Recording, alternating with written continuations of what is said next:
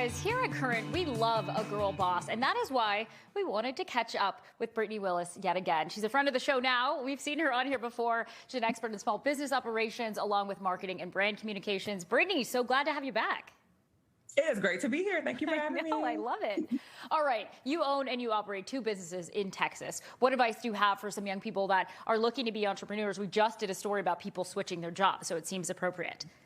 Yes, burnout resonated with me. I can say that being an entrepreneur is far more than just being in business for yourself. By definition, being an entrepreneur means that you're taking on greater than normal risk. And so one of the biggest pieces of advice that I could give to young entrepreneurs is to ensure and to research your business's long-term viability. So not jumping too far into, should I be an LLC or an S Corp or getting an EIN, but let's pause for a second and understand, who is your target market? What's your competitive landscape? What is your competition doing well right now, and how are you going to come in and be a disruptor? Those are true, very, very, very fundamental areas that I don't see enough entrepreneurs jumping into first. Of course, being an entrepreneur is very exciting, and there's the glam and the glitz to come with it, but do your homework, build yourself a steady foundation first. Yeah, and you started your career with some big brands as well, like Kraft Foods and Keurig Dr. Pepper. Then you made that switch to a smaller scale operation. What are the reasons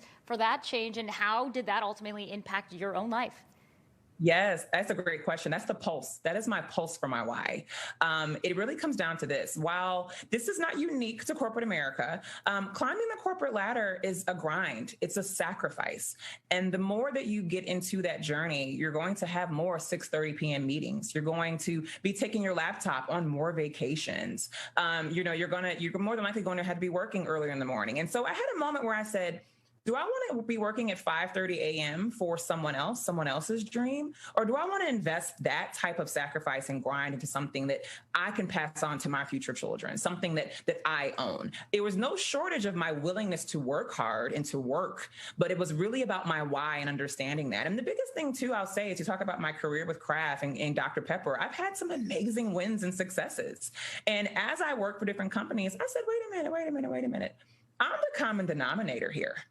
And if I can do that for major corporations, I can do that for myself. And I would absolutely recommend that everyone kind of do that soul searching within yourself and understanding the value and the asset that you're bringing to organizations, and don't hesitate and shy away from doing that for yourself and your legacy. Yeah, and this is something very unique as well. So you found your why, you decided what business you wanted, then whoop, COVID-19 shuts down everything. How did you handle just getting started, a big setback like that from the beginning?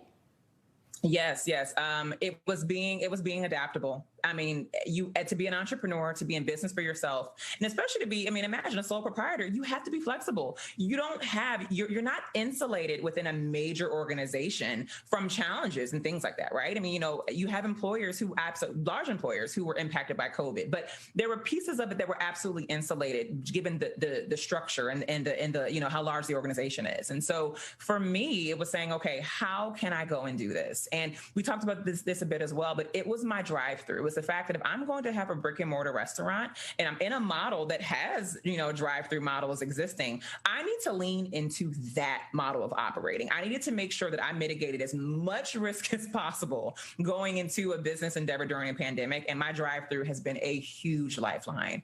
All right, Brittany Willis, thank you again. So inspirational and giving us your time. You guys at home, you can find her online at 828enterprises.com. Thanks again, Brittany.